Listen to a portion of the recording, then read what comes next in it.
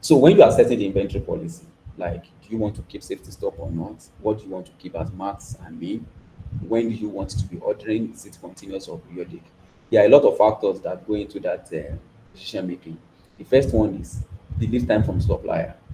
Like, let me call it how reliable your supplier is in terms of lead time.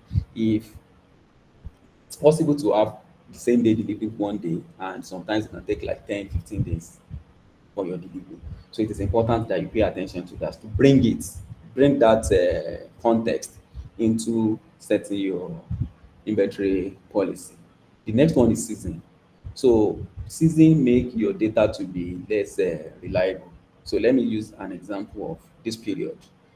There was a harmattan in December, which likely going to have probably affected the consumption, the sales of anti-allergy drug like loratadine and the likes. So it is possible, it is possible that the sales of loratadine that you saw in December is not going to be representative of what you are going to see in January, February, March, when the harmattan is less, and there will be less need for patients to use anti-allergy. Example of malaria also. During the rainy season, there's high consumption of anti-malaria. So when in the dry season, you have to know how you are going to use the data for the rainy season so that you are not going to assume that the trend that you saw during the rainy season is going to continue.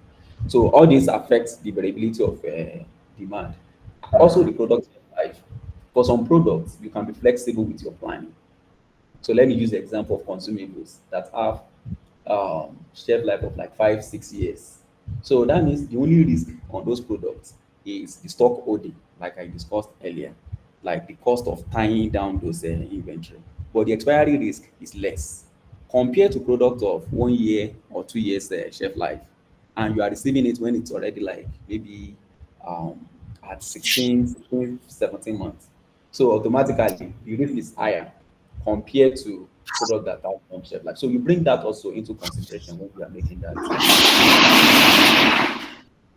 Is your business decision or your storage capacity. You know, you can't buy more than what you can store, like the constraints around finance and your space. So the last one is supply network, like the reliability of your supply. There are some products that you can easily source from different sources, and there are some that you can only get them from a particular supplier. So if you have an information that that supplier is likely going to run out of stock of the product or something, so you are going to like use that context to adjust your plan. So let's say in the Yes, extent so that we cannot say let's say again. you There's can't do no more. what. We can no more example again. Yeah, eating Okay, it to yeah. Yeah, so let me just quickly run through this, like in terms of inventory count, because I mentioned it, like how to ensure that you are using the right data for your plan. You know, the current balance, you don't want to use an estimated number to determine your replenishment. So that inventory count is important, and it can be done in two ways. It's either you choose a particular period, maybe a day, for the counts, which is not advisable, especially in the retail pharmacy like yours, because you don't want to turn customers away, and at the same time, you don't want to conduct count at the same time when you are transacting, when you are selling to customers. So you can do a kind of a cycle count that you split your warehouse or your shelf into different segments, and you count them on different days. Yes, so tracking and control is also important because when you are doing the demand planning, you want to be sure that you are using the right data. It is possible that there's an in transit from your supplier. Like you want to, the system says you should buy 10 packs of paracetamol, for instance, and you have 10 that maybe like 8 that you already ordered from your supplier that's in transit to your pharmacy. So if you don't take it out to now sell, to now place order for two, then you'll be overstock because of the date that is in transit. So that tracking to know what inventory do you have where and at what stage is it, which one is sellable, which one is close to expiry. It is possible to have stock of 10 packs and the sellable will be two. So if the product is expiring in like 5 months and supplier, your customers will not accept anything less than 3 months RSL from you. So it means the sellable quantity is just two. Although you have five parts, but what you can sell before that product expire is two. So when you want to plan for replenishment, you are not using five to plan, you are using two, because before you get to deplete that five, three would have gone. So you take out. So what we now look at is the sellable quantity, which is two, that you now use for your planning. So all this data can only be generated by Thank you. Thank you. focus Thank group. you. Thank you. Thank you so much, Yusuf. Thank you. What we'll do with Yusuf is that Yusuf, please be on standby so that we can take all your the questions for your presentation at the end of finance presentation as well. Because now finance just has 15 minutes to do their own. Just 15 minutes. Then the remaining 10 minutes will take all the question and all the questions together. Thank you so much, Yusuf. I know what you are presenting is the backbone. Is the reason why so many pharmacies, patent medicine are losing money because of planning. Right. And somebody has asked here that the demand planning Excel that you shared, that they've asked that it should be shared to everybody in an email. So which we will do. So thank you so much, Yusuf. Let's hand over to Jumai now to quickly present what she has for us in terms of finance, because finance is also a very important part of our business. A lot of us start the business, but we just know how to buy and sell. There's so much that we can enjoy. There's so much that we can enjoy from the opportunities around that we've not been enjoying.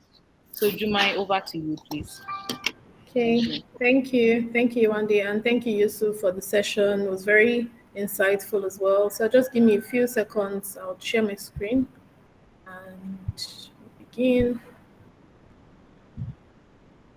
Okay. So kindly confirm when you can see my screen. Not yet. See you. Okay. So can you see it now? Yes. I just pharmacy. Please, you can drop your question on the comment section for now, in the chat section. There are some questions already there for Yusuf. So you can drop your question there and we'll take everything together in 15 minutes. Okay. So I'll just run through this session real quick.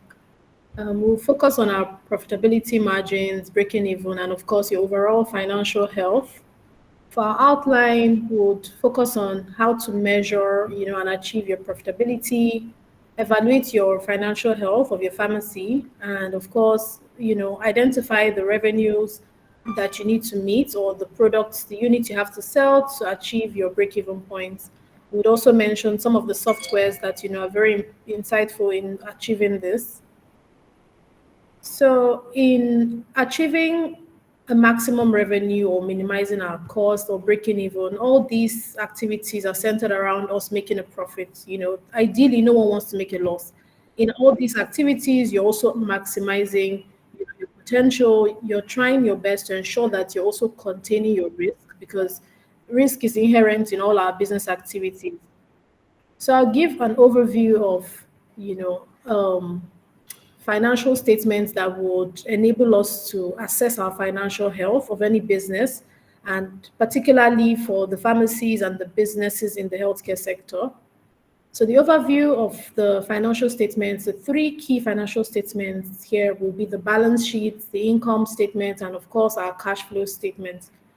For the balance sheet is essentially giving you an insight as to the assets that your business owns, what you owe, and of course the capital invested in the business.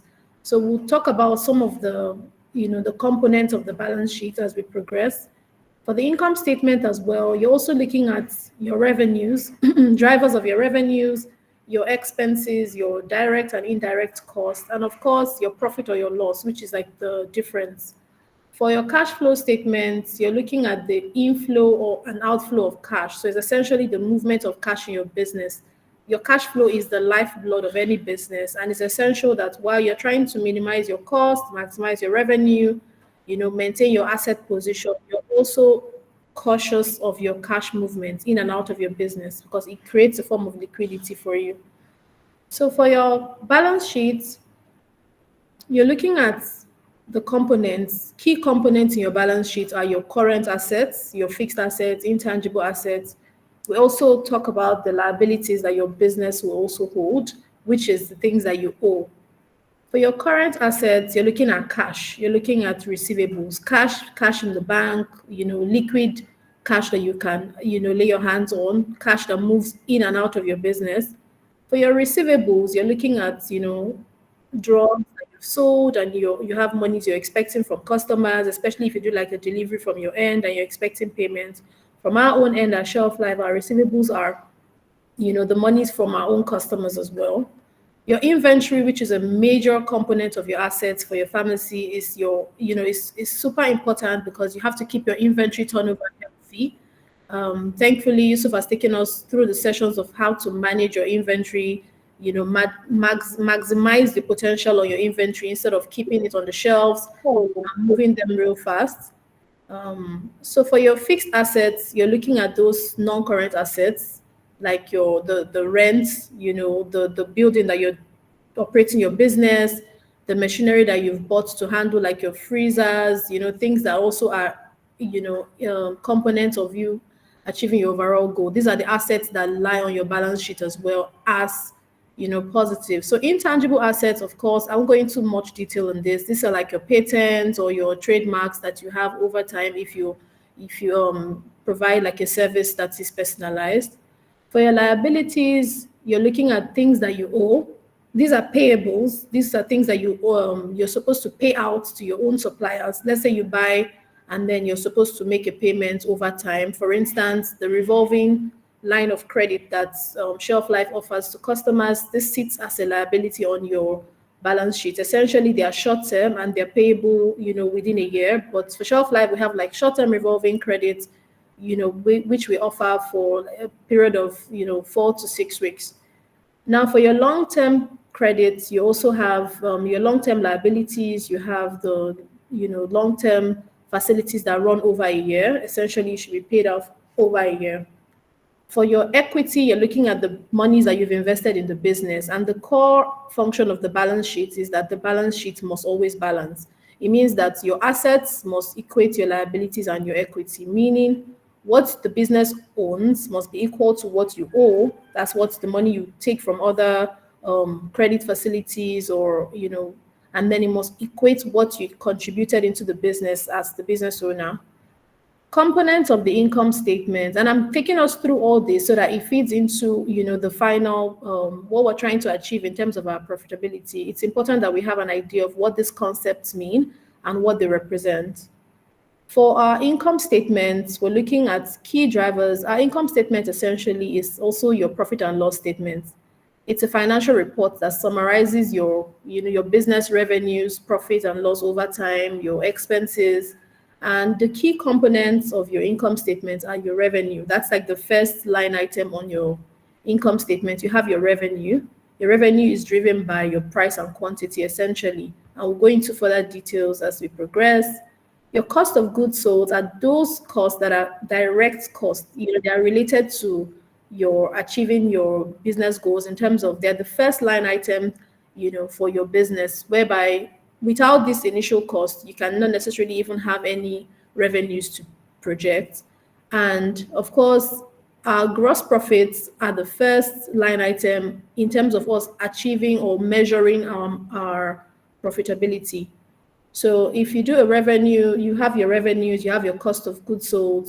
The difference in that is your gross profit. I'll go into details as we progress. We still have other line items like our operating expenses, which are essentially indirect expenses. These are expenses around your utilities, your recurring expenses like your salaries, your energy costs, things that keep your business running as well. And of course, we have our net income, which is the difference between your direct costs, which are the inputs to your final position, and then of course deducting your tax, deducting your interest payments, would arrive at your net income.